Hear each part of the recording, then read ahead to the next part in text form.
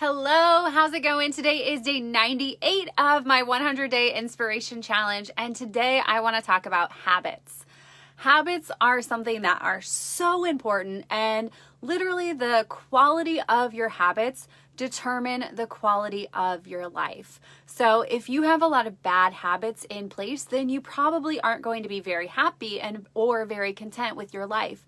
But if you have a lot of really solid habits that are serving you, then you're probably going to be working toward greater things and you're going to be proud of yourself. So as the new year is upon us, I want to really dive deep and focus on different habits. And are your habits serving you or are they working against you? So we all have good and bad habits. So I want you to spend some time thinking about what your habits are and writing them down, taking some time to do inventory. What are the good habits that you have and what are the bad habits that you have that you need to change if you want to become a different version or a better version of yourself. So when I first started looking into habits, my mindset was so bad that I just told myself I didn't have any good habits. I only had bad habits, but that's not true. All of us have good habits, hopefully, like going to the bathroom when we need to go to the bathroom, or brushing our teeth, or eating when we're hungry. So these things are all habits that we do that are good for us for different ways. Every single habit too, by the way, it starts from a trigger. It starts from a cue, wanting something. So the good and the bad, they both start from a trigger, some sort of external cue that encourages you or that triggers you to take an action. So write down a list of all of your good habits. Maybe you wake up early, maybe you make your bed, maybe you have a good workout plan, whatever they are, write them down so that you know that you do have good habits in place, and then you can look to those things and say, okay, how did I develop those habits? A lot of our habits that are good or that are developed are things that we have been doing since we were a very young age. So they're just second nature to us. But the good thing is we can change our habits, and by changing our habits, we change the quality of our life. So I want to focus on your bad habits. So make a list of what your bad habits are. So for example, maybe you eat too much sugar. Maybe you spend too much time drinking alcohol or doing drugs, or maybe you spend too much time on social media, or you procrastinate, or lots of different things. Or maybe you have a negative mindset and you always focus on the negative, or you judge people or gossip. These are all negative habits that are not helping you to live a happy, fulfilled life. So write these things down. I want you to find awareness so that you can change them more easily. So something to keep in mind is the best way to change a habit is to focus one at a time. So now that you've got your list of some of the negative habits that you have, I want you to focus on one that is going to make the biggest impact or that is going to make you happiest once you change that habit.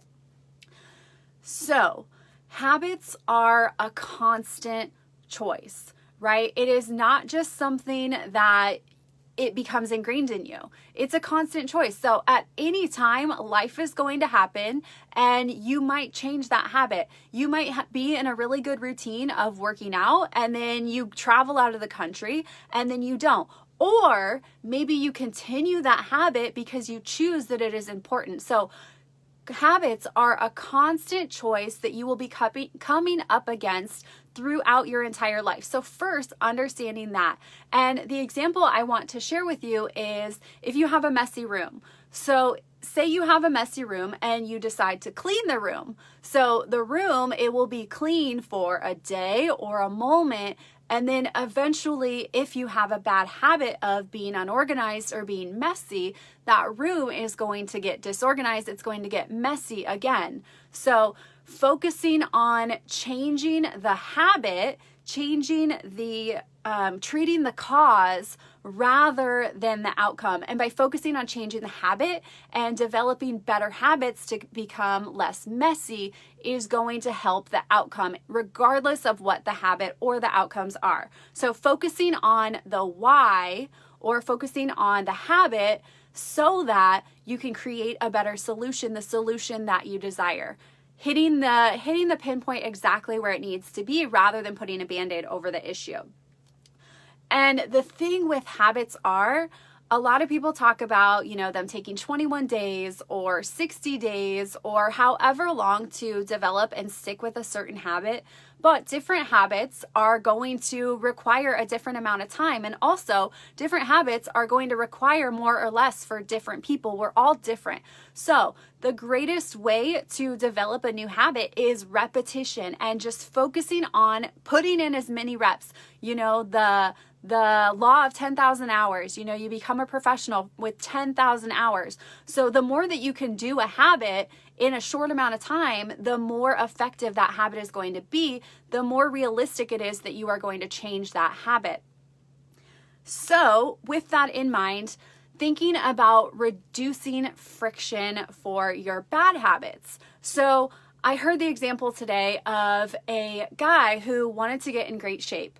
And rather than making some extreme change, he just made a simple change, because sometimes if we focus on the big picture, it is too overwhelming. It's too scary. If we focus on where we want to be, we will have a lot of resistance. We will have a lot of friction. So just adjusting the habit in just a little bit. So this guy, he wanted to get more fit. And so what he did was every single day he went to the gym for 5 minutes, just 5 minutes. And he worked out, and he would do like half a workout, or he would do one move and then he would go. And the idea here is that he was mastering the art of showing up. He was mastering just getting to the gym, the habit of going to the gym, because you can improve the habit once you master, or once the habit becomes developed, you can always improve it. But the most important thing in any sort of habit is showing up and doing that thing and making that change. So I want you to think about this small. So if you want to go on a run in the morning, or if you want to go on a walk in the morning, doing what you can to set yourself up for success. So maybe you put your workout shoes on, and rather than focusing on going on a run in the morning, just focus on putting your shoes on in the morning and trusting that most likely your body is going to follow you. So don't worry so much about the big picture, because that might just overwhelm you. Don't focus on the finish line, focus on the starting line. And like I said, prime your environment, set yourself up for success so that you don't have to think about it. You don't have to stress. You don't have to talk yourself out of making better choices. So if you know that you need to work, or you are supposed to be writing or working on your business, making sure that everything you need is in front of you so that you're ready to go, so that you don't have distractions, putting your phone in another room so that you are set up for success with your good habits that you want to develop. You want to make things easier for yourself by setting yourself up for success, by creating less friction and less tension to develop and to do those things that you know to be good to do. And for the habits that you have that are bad, like binge eating or eating too much sugar, you want to create a lot of friction around those things. So not having sugar or not having bad foods around your house, so that it's harder for you to do that habit. So that if you want to do it, you have to actually do massive action to go get that thing. And another thing is, when you are trying to add a habit, I want you to be super specific about when you're going to do it. So for instance, for me, right now I am writing a book, and I could say I'm going to write a book, or I'm going to write tomorrow. Okay, what does that mean? When? If I say I'm going to write tomorrow, that is so general that I will do so many different things that tomorrow will come and go and I won't have written. It's not specific. Being specific is such a valuable key to all things in life. Specificity is so important to life.